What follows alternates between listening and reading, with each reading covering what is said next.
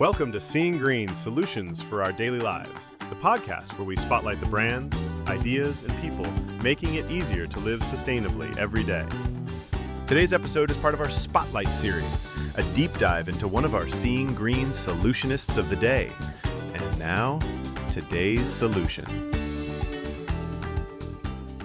Welcome, everyone, to today's deep dive.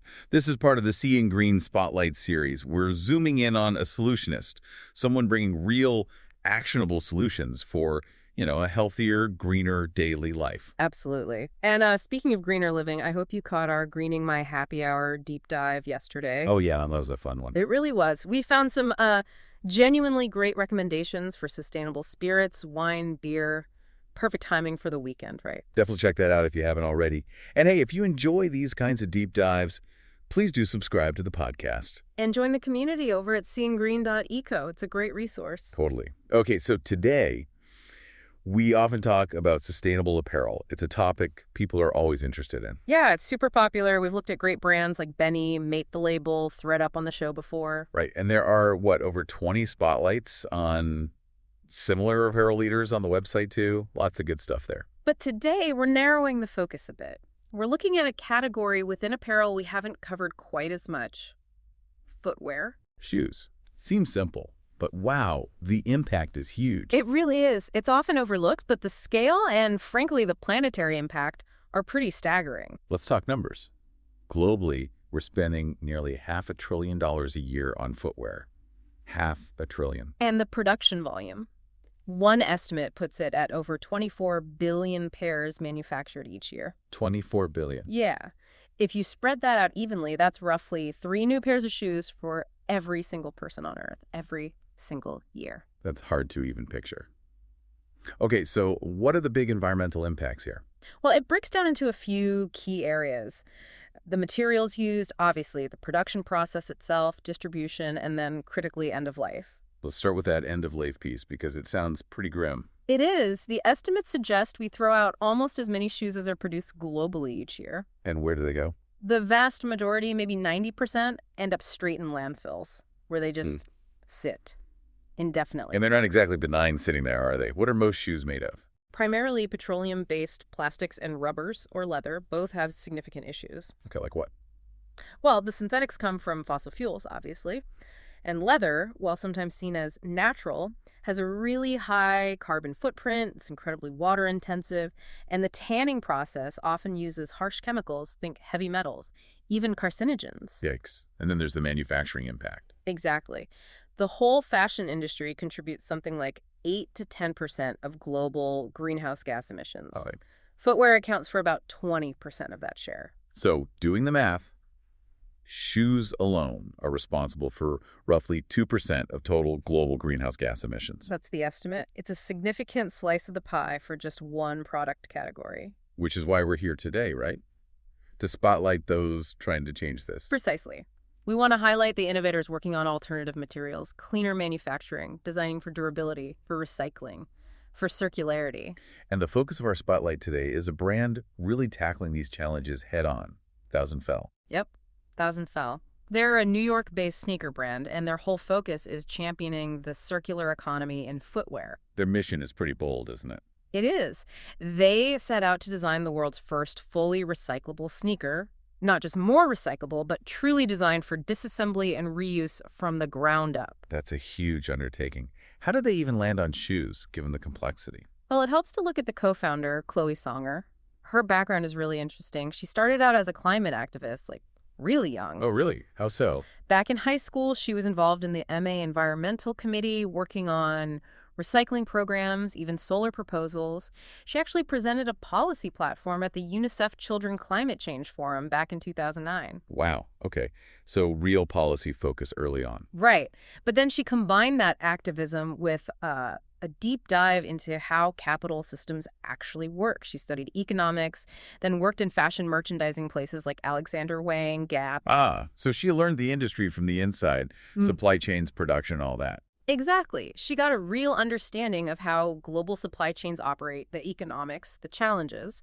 And that combination, the activism and the industry knowledge, led her and her co-founder, Stuart Ullum, to footwear.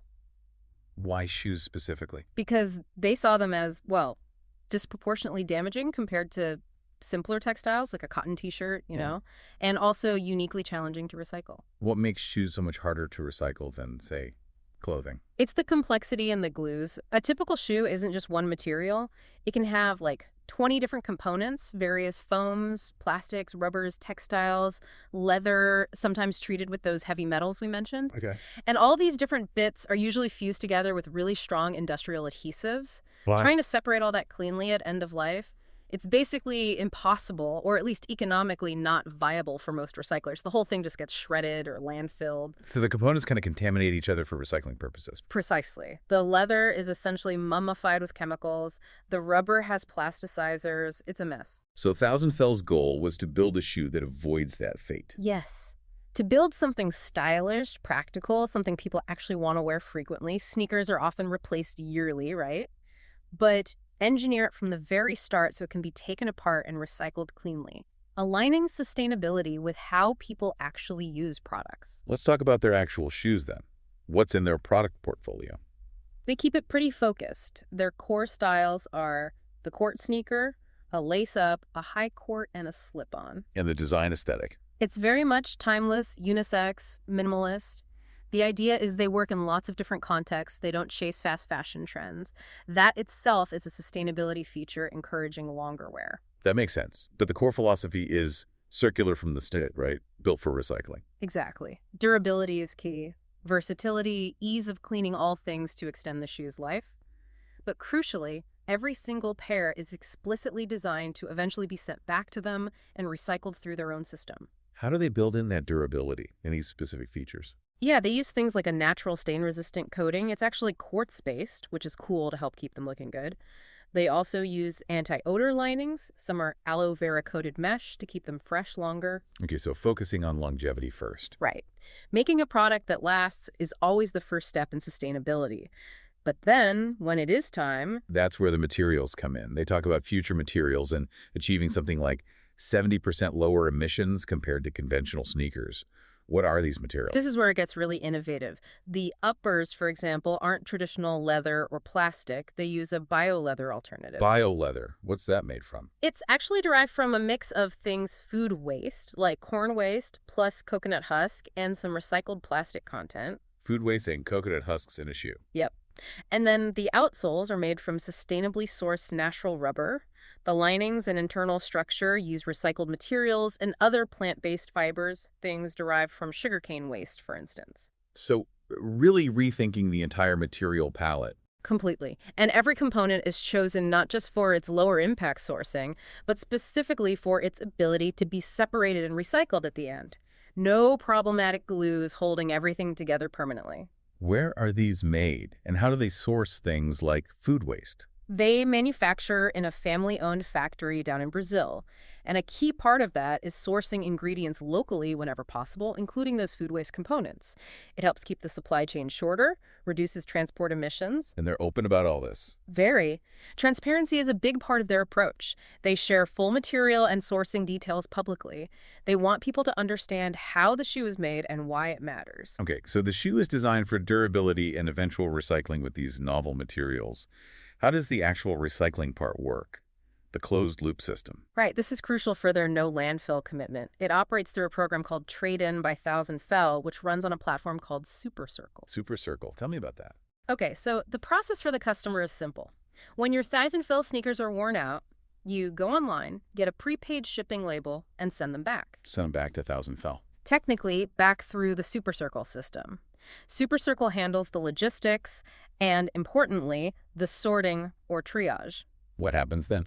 If the shoes are still in decent enough condition, they might get refurbished and donated through partners, like Soles for Souls, giving them a second life. Okay, reuse first. But if they're truly done, then the design pays off. Because they were built for disassembly, they can be broken down into their component parts, the bio-leather fibers, the natural rubber, the plant-based materials. and these separated materials. They become recycled raw materials. They can be reintroduced into supply chains, maybe Thousand Fell's own or others. Sometimes things might get downcycled if they can't go back into high-grade use, but the point is they avoid the landfill. Is there an incentive for customers to actually send them back? Yes, absolutely. When you send back your old pair, you earn credit towards a new pair of Thousand Fells. I think you can combine it with other loyalty points for up to like $65 off. It creates a real economic incentive to participate in the loop. That makes it a working example of closed-loop fashion. But you mentioned SuperCircle is a platform. It's not just for Thousand Fell. Exactly. And this is really key. Chloe Songer and Stuart Ullum realized that the infrastructure for circularity was a major bottleneck for the whole industry. So they co-founded SuperCircle as a separate company. Ah, so they productized the solution itself. Precisely. SuperCircle provides the technology and logistics, the identification, sorting, processing to help other brands manage their end-of-life streams too. They work with over 40 other brands now, including big names like GSS and J.Crew. Wow, so they're enabling circularity beyond their own products. Massively. And get this, the Thousand Fell trade-in program, powered by SuperCircle, actually allows you to send back worn-out shoes of any brand, not just Thousand Fell. Any brand. Yeah. Seriously. Yep. Or even other unwanted clothing items. They'll take it all and ensure it gets processed correctly through SuperCircle reused, recycled, or properly disposed of if absolutely necessary, but keeping as much as possible out of landfill. They're tackling industry waste, not just their own footprint. That's incredibly ambitious.